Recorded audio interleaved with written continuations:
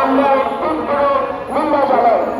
যারা নিজের মাতৃভূমির স্বাধীনতার জন্য লড়াই করে তাদেরকে সন্ত্রাসী সংগঠন বলাটা অত্যন্ত দুঃখজনক। প্রিয় ভাইরা, আজকের সমাবেশে এখন বক্তব্য নিয়ে আসছেন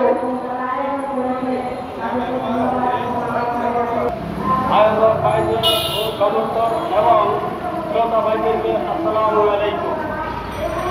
আমরা আজ এখানে